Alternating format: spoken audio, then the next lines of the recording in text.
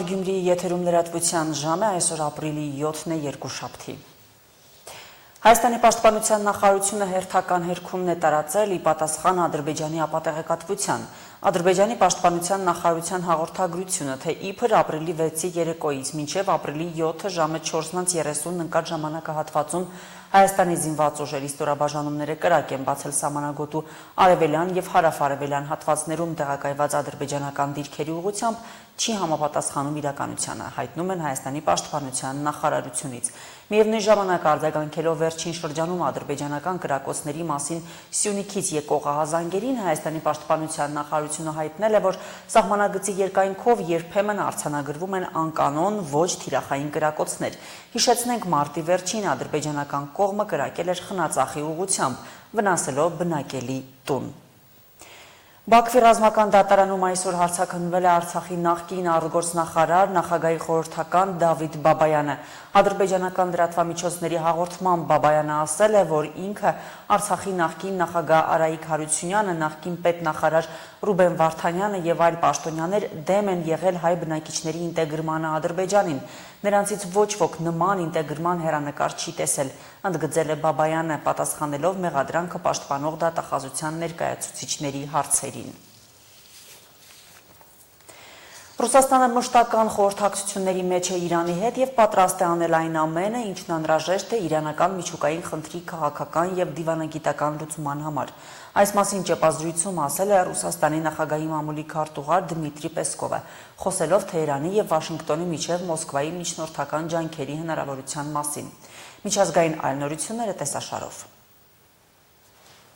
Իրանի գերագույն առաջնորդ Այաթոլլա Ալի Խամենեին երկրի զինված ուժերը բարձր պատրաստության վիճակի է բերել ԱՄՆ-ի կողմից հարձակման մտավախության պատճառով։ Երեկ Reuters-ին հայտնել է Իրանի բարձրաստիճան պաշտոնյան։ Իրանը մերժել է ԱՄՆ-ի նախագահ Դոնալդ Թրամփի ուղիղ բանակցությունների պահանջը։ Թեհրանը ցանկանում է անուղղակի բանակցությունները շարունակել Օմանի միջոցով, որը Իրանի եւ Միացյալ Նահանգների միջև կապի վաղեմի ուղի է։ Գործակալության աղբյուրի համաձայն Իրանը նամակներ է ուղարկել հարևան երկրներին՝ Իրաքին, Քուվեյթին, Քաթարին, Արաբական Միացյալ Էմիրություններին, Թուրքիային եւ Բահրեյնին, տեղեկացնելով, որ ԱՄՆ-ի հարձակմանը ցանկացած աջակցություն, ներառյալ օդային կամ այլ տարածքի տրամադրում ԱՄՆ ռազմական ուժերին կդիտվի որպես թշնամական գործողություն Թեհրանի նկատմամբ եւ կունենա լուրջ հետևանքներ։ Թուրքիայի ամենամեծ ընդդիմադիր ժողովրդահանրապետական կուսակցության առաջնորդ Օզգուր Օզելը հայտարարել է, որ կշարունակեն ամեն շաբաթ եւ կիրակի բողոքի ցույցեր կազմակերպել տարբեր քաղաքներում, ընդդեմ արտահերթ ընտրություններում ընդդիմության կողմից որպես նախագահի թեկնածու առաջադրված Ստամբուլի նախկին քաղաքապետ Էքրեմ Էմամօղլուի ձերբակալության։ Օզելը ելույթ է ունեցել ապրիլի 6-ին կուսակցության արտահերթ համագումարում։ Բացի այդ, կուսակցությունն ամեն չորեքշաբթի երեկոյան հանրահավաքներ է անցկացնելու Ստամբուլի տարբեր շրջաններում։ Օզելը կոչ է արել նախագահ Էրդողանին արտահերթ ընտրություններ նշանակել ամենաուշը նոյեմբերին։ Հանգստյան օրերին Իսրայելի կողմից Գազայի հատվածին հասցված հարվածների հետևանքով զոհվել է առնվազն 32 մարդ։ Նրանց թվում կան 10-ից ավելի կանայք եւ երեխաներ։ Այս մասին հայտարարել է Գազայի առողջապահության նախարարությունը։ Նասերի հոսպիտալի բժիշկների տվյալներով շաբաթ լույս կիրակի գիշերը Իսրայելի պաշտպանության բանակի կողմից Խան Յունիս քաղաքին հասցված հարվածների հետևանքով զոհվել է 15 մարդ, 5 տղամարդ, 5 կին եւ 5 երեխա։ Պաղեստինյան կողմը պնդում է նաեւ, որ Ջեբալիա փախստականների ճամբարում սպանվել է առնվազն 4 մարդ, իսկ Գազա քաղաքում 6 պաղեստինցի է սպանվել։ Դրանց թվում կան 3 երեխաներ։ Գազայում շարունակվող պատերազմը եւ անկլավում մնացած պատանդներին ազատելու հարցը լինելու է ԱՄՆ նախագահ Դոնալդ Թրամփի եւ Իսրայելի վարչապետ Բենյամին Նեթանյահուի բանակցությունների առանցքում։ Այսօր Իսրայելի կառավարության ղեկավարը ժամանել է Վաշինգտոն։ Ներմուծման նոր մաքսատուրքերը դեղամիջոց են ամերիկյան տնտեսության համար, օդանավում լրագրողներին տված պարզաբանման ժամանակ հայտարարել է ԱՄՆ նախագահ Դոնալդ Թրամփը։ Երբեմն ինչ-որ բան շտկելու համար պետք է դեղ խմել, ասել է Սպիտակ տան ղեկավարը, նշելով, որ մաքսատուրքերի սահմանումը կապված է Չինաստանի հետ առևտրային դեֆիցիտով։ Չինաստանի հետ ունենք $1 տրիլիոն առևտրային դեֆիցիտ, Չինաստանի հետ առևտրում մենք տարեկան 100 միլիարդավոր դոլարներ ենք կորցնում, եւ քանի դեռ այս խնդիրը չենք լուծել, ես չեմ պատրաստվում գործարքի գնալ։ Նա խոսել է Եվրոպայի, Ասիայի եւ աշխարհի այլ երկրների ներկայացուցիչների հետ նախատեսվող բանակցությունների մասին, որոնք ցանկանում են ԱՄՆ-ի հետ գործարք կնքել։ Ավելի վաղ ԱՄՆ ֆինանսների նախարարն էր ասել, որ ավելի քան 50 երկրներ արդեն դիմել են Սպիտակ տուն առևտրային турքերի շուրջ բանակցություններ սկսելու առաջարկով։ Պաշտոնյան սակայն չի հայտնել դիմաց երկրների անունները, ոչ էլ մանրամասներ է ներկայացրել նախատեսվող բանակցություններից։ Եվրամիության հետ մաքսատուրքերի հնարավոր չեղարկման մասին հարցին Թրամփը պատասխանել է, որ եվրոպական երկրները Միացյալ Նահանգներից կորզել են հարստություն եւ նրանց հետ գործարք չի լինի, քանի դեռ նրանք նահանգներին ամեն տարի մեծ գումար չեն վճարել։ Ռոմի Ֆրանցիսկոս Պապը կիրակի առավոտյան անակնկալ հայտնվել է Սուրբ Պետրոսի հրապարակում հիվանդների եւ բուժաշխատողների համար հատուկ հոբելյանական պատարագի ժամանակ։ Սա Պոնտիֆիկոսի առաջին հրապարակային Երևանն էր Վատիկանում 2 շաբաթ առաջ հիվանդանոցից դուրս գրվելուց հետո։ Հռոմի Պապը Սուրբ Պետրոս հրապարակում տեղադրված ամբիոնից բոլոր ներկաներին շնորհավորել է իր առաքելական օրհնությունը, տկար, բայց հստակ ձայնով բոլորին մաղթել բարի կիրակի։ Հիշեցնենք, որ հունվարին Ֆրանցիսկոս Պապը հիվանդացել էր բրոնխիտով, փետրվարի 14-ին նրան տեղափոխել էին Հռոմի Ջեմելի կլինիկա, քանի որ հիվանդությունը քրոնիկ էր դարձել։ Ռենտգենից եւ լաբորատոր հետազոտություններից հետո քահանայապետի մոտ հայտնաբերվել է նաև երկկողմանի թոքաբորբ։ ԱՄՆ-ի հարավում եւ արևմուտքում հորդառատ անձրևների հետևանքով զոհվել է առնվազն 18 մարդ։ 3 այս շրջաններում հորդառատ անձրևները չեն դադարել։ Բարձրացել է գետերի մակարդակը, առաջացնելով հեղեղումներ եւ բնակեցված տարածքների լուրջ ավերածություններ։ Կենտուկիի նահանգի Ֆրանկֆորտ քաղաքը հեղեղվել է։ Փրկարարները փչովի նավակներով շրջել են հեղեղված փողոցներով, փորձելով օգնել հեղեղից տուժածներին։ Անջատվել է քաղաքի էլեկտրականությունն ու գազը։ Վարարած Կենտուկիի գետի ջրի մակարդակը գերազանցել է 14 մետրը եւ սպասում է, որ այսօր այն կհասնի գրեթե 15 մետրի, ինչը ըստ Ֆրանկֆուրտի քաղաքապետի կարող է ռեկորդային բարձր լինել։ Իդեպ քաղաքի ջրհեղեղային պատվարի համակարգը նախատեսված է մինչև 15.5 մետր ջրի մակարդակի համար։ Ալլա Ղալաչյան, Հորիզոն։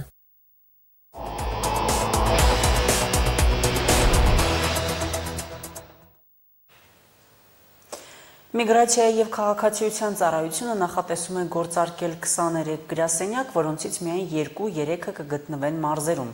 Ըստ Միգրացիայի եւ քաղաքացիության ծառայության պետ Նելի Դավթյանի նախկինում գործող 63 ստորաբաժանումները արդարացված էին պայմանավորված տեղում մատուցվող ծառայությունների անհրաժեշտությամբ, սակայն այժմ դրանց մեծ մասը տեղափոխվել է թվային հարթակ։ Նա նշել է նաեւ, որ ընթացքի մեջ են կենսաչափական համակարգի ներդրման աշխատանքները։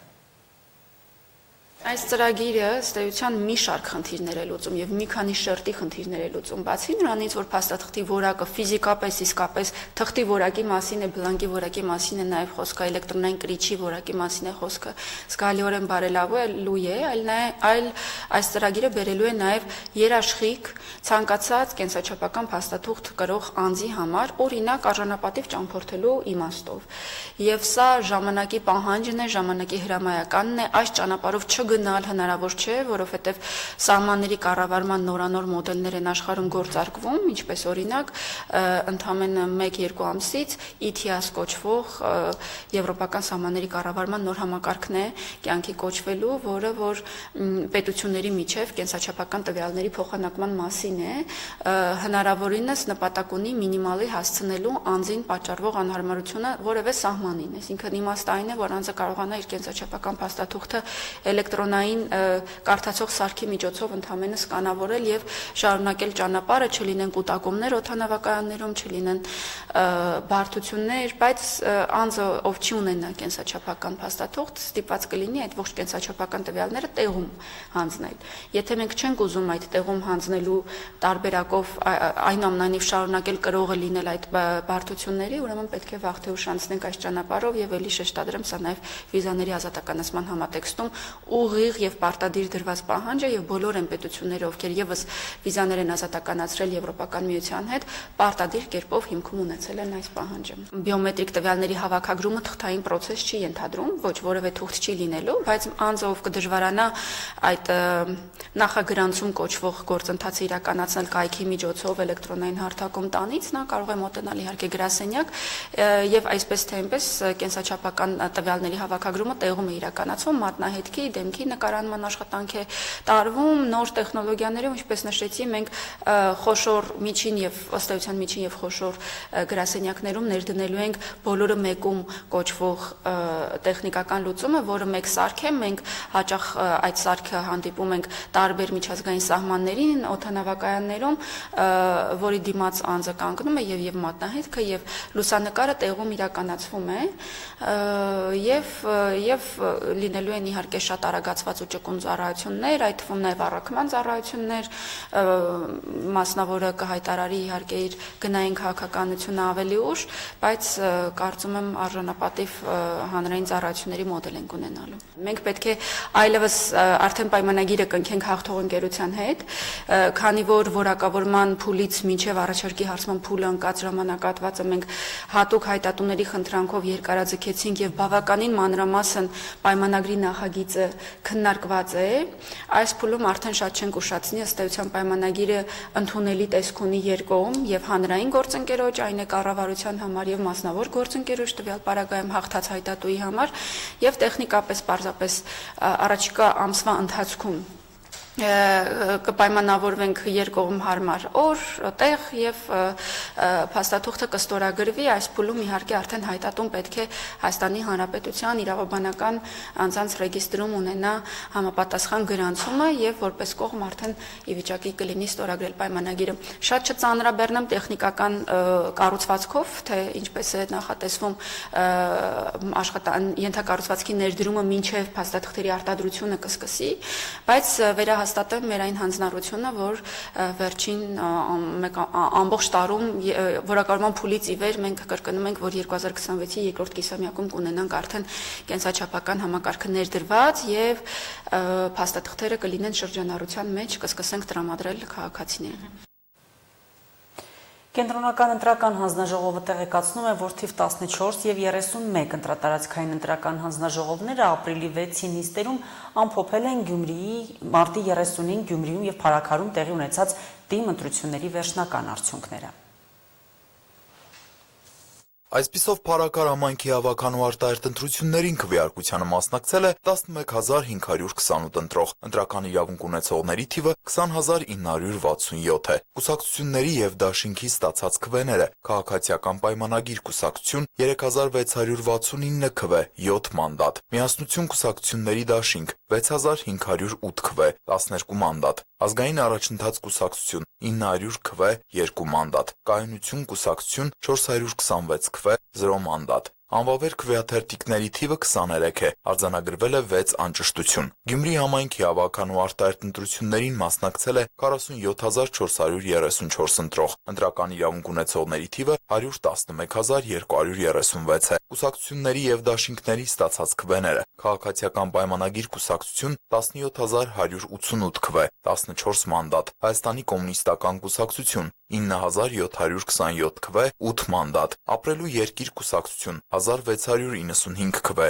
0 մանդատ, Մայր Հայաստան կուսակցությունների դաշինք 2904 քվե, 2 մանդատ, Հայաստանի աշխատավորական սոցիալիստական կուսակցություն 652 քվե, 0 մանդատ, Եվրադաշինք կուսակցությունների դաշինք 2113 քվե, 0 մանդատ, Դեմոկրատական այլընտրանք կուսակցություն 1407 քվե, 0 մանդատ, Մեր քաղաքը կուսակցությունների դաշինք 7380 քվե, 6 մանդատ, Իմ հզոր համայնք կուսակցություն 3739 քվե, 3 մանդատ, անվավեր քվեաթերթիկների թիվը 607 է, անճշտությունների գումարային չափը 69։ Արցախից բռնի տեղահանված 87-ամյա Բենիկ Պապին արդեն ոչ միայն Գյումրիում են ճանաչում։ Նրա արժանապատիվ ապրած կյանքի եւ ներկա օրերի պատմությունը շատերին է հայտնի։ 3 անգամ տեղահանության սարսափը տեսած մարդը խոր ծերության հասակում երազում է տուն ունենալ։ Սուրբ Յոթվերք եկեղեցու բակում ամեն օր կարելի է տեսնել Բենիկ Պապին։ Ձեռագործ գուլպաներ է վաճառում, որ հավաքած գումարով տան ամսական վարձը փակի։ Տուն ունենալը երազանք էր դեռ Ստեփանակերտում։ 2023-ի վերջին էր նոր տուն տեղափոխվելու, բայց անդարձ այն թողեց Ստեփանակերտում։ Վարչովտան մի անկյունում փոքրիկ արկղի մեջ գունավոր թելերեն ու գործած մանկական գուլպաներ։ 87-ամյա Բենիկ Պապի կինը Տիկին Լյուբան, չնայած վատ տեսողությանը օր ու գիշեր գործում է։ Աչքերը նոր են վիրահատել։ Լույս ցերեկով թե գիշերը օրական 2-ից 3 զույգ մանկական գուլպաններ է հասցնում, որ Բենիկ Պապը առավոտյան հետը տանի։ Դեռ որ եկանք տեսնում եմ ի վիճակի չենք աշխատանք չկա, բան չկա, ասեցի ես էլ թել բեն կար, это քանդիլի թել կար, էլի քանդեցի ասի դերենը բարապ նստած անեմ, թե ասեց արա ես կտանեմ արանքում տեսնամ լիքը նստեմ ես խանութների դիմաց առաջ այնտեղ տեսնամ գնում է ծախենք յոլա գնանք միջի։ Գիշերցիրա գործում է, նասկի է գործում, բանը են մի աղջիկս աբադոկ է երեխայի մեծերի գործում, թելերը առնում եմ բերում, էժանել է թելերը,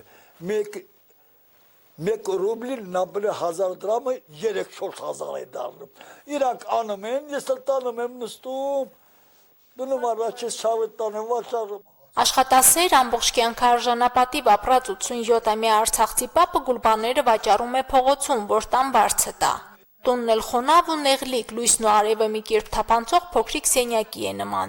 Նեղվածք լինելը մի կերպ տանելի կլիներ, եթե խոնավությունն ու բորբոսահոտը չլինեին։ Անտանելի ցուրտ օրեր են անցկացնում, խոնավությունը ոսկորներից դուրս չի գալիս։ Ես ուժա սովորել եմ, իմ օրգանիզմս չեմ վերցել, այ հանուտ սովորել եմ դաստատաշկով, Տեղահանության ճանապարհը 88-ից է սկսվել Բաքու, Շուշի եւ վերջինը Ստեփանակերտ։ Բենիկ Պապն ու Լյուբատատը 4 զավակ են մեծացրել, բոլորն իրենց ընտանիքներով Հայաստանի տարբեր բնակավայրերում են ապրում։ Զավակներին տուն ու տեղ արած Կարքին ապրած Չալյանները մի քանի ամիս է զրկվել են արցախցիներին տրամադրվող 50,000 դրամ պետական աջակցությունից։ Բենիկ Պապը աշխատանքի եւ սոցիալական հարցերի նախարարություն էր դիմել, այնտեղից էլ ստացել է պատասխան, որ 2022-ին Արցախում իր ընտանիքը ԲԳՎ ծրագրի շահառու է ճանաչվել եւ նույն վկայագիրը ուժի մեջ է նաեւ Հայաստանում։ Ես գրել եմ, ասել եմ սերտիֆիկատ ու պետություն դու այդ փողը չես մնա, այդ փողը դու ինձ մի տեղավորի, մի հատ տեղավորի, իմ թոշակս 42 ռուբլի, 46 ռուբլի ես եմ ստալում, 32 ռուբլի էլ գրին սաստալում, ինձի հերիքա ցավը տալեմ, ուտելու համար։ Ստեփանակերտից վերած վկայագիրը 10 միլիոն դրամ արժե, որով Բենիկ Պապը Գյումրիում բնակարան չի կարողանում գտնել։ Տան երազանքներով օրեր են անցնում, որն այնքան հարկավոր է ոչ միայն իրեն ու կնոջը, նաև իրենց հետ ապրող աղջկան ու թորանը։ Այնքան դիմել ենք, այնքան ման են գալիս, բրոկերների խնդրում ենք, ավերածնեն, բաներ են, այնքան դվաստներ, վերջի հարկերը, 5-րդ, 4-րդ հարկ, ես չեմ կարողանում շարժվել, 5-րդ, 4-րդ հարկից պետք է, չեմ կարող, այդպիսի բաներ են պրեդլագատ ալում ինքնել, $35,000, 36-40,000 դոլար, ես տղատամ, всего 10 միլիոն դոլարս 22,000 դոլար է դառնում, 22,000, ավել դար չի դառնում, 10 միլիոն է տխալա դառնում, բայց կոպեկ ունեմ տամ։ Ընդամենը մեկ ամսից բնակարանի այդ վկայագիրն էլ ուժը կկորցնի ու սեփական տանիք ունենալու վերջին հույսը կմարի։ Բռնի տեղահանություններով անցած, տան կարոտով ապրող 87-ամյա պապը պատմելու շատ բան ունի։ Ասում է իր կյանքի պատմությունը միահաստափոր գրքի բովանդակություն է։ Պատերազմի, շրջափակման ու սովի տարիները հիշելիս հայացքը մռայլվում է, բայց հետո պայծառանում է, հպարտությունն ավելանում աշխատասիրության ու աշխատանքով վաստակածի մասին խոսելիս։ Դաժան կյանք քաշելով, ես ինչ եմ ցել, ընտանիք ստեղծել, ինչ անուն ձեռք բերել, ինչ հրատարակություններ օգտագործել, 2 համալսարան եմ ավարտել, ինչ եմ արել,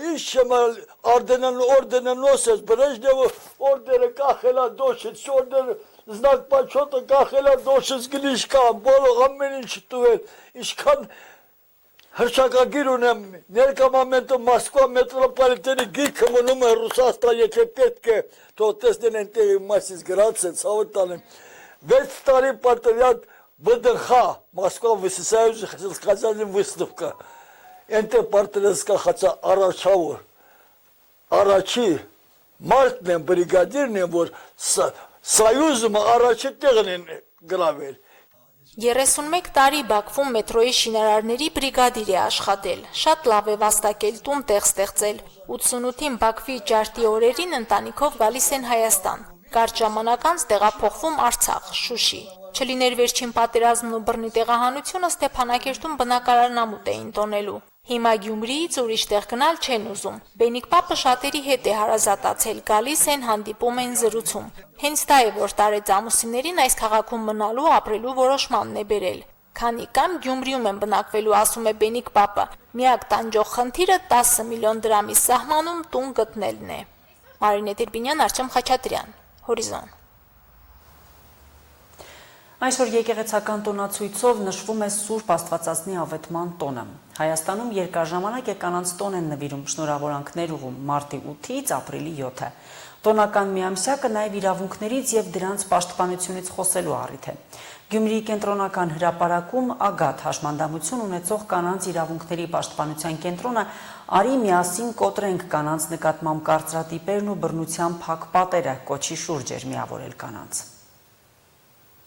21-րդ դարում դեռ կանայք խոցելի են անպաշտպան ընտանիքում։ Նրանք ենթարկվում են բռնությունների, որոնք միայն ֆիզիկական չեն, այլ նաև սեռական, հոգեբանական ու տնտեսական։ Հոգեբանական բռնության թիրախում են հայտնվում հիմնականում հաշմանդամություն ունեցող կանայք։ Իրավունքներ ամեն օր ու բոլորի համար նախաձեռնությունը հետաքրքիր ակցիայով նշեցին ոչ միայն Շիրակի, նաև Լոռու եւ Գեղարքունիքի մարզերի կանայք։ Հաշմանդամություն ունեցող կանայք միասնության շրջան կազմեցին, խորհրդանշելով համերաշխությունն ու փոխզորակցությունը, ապա միասին քանդեցին բռնության պատը, որը կազմված էր կարծրատիպային ու խտրական բառերից, որոնք արտահայտել էին տարբեր բարբառներով։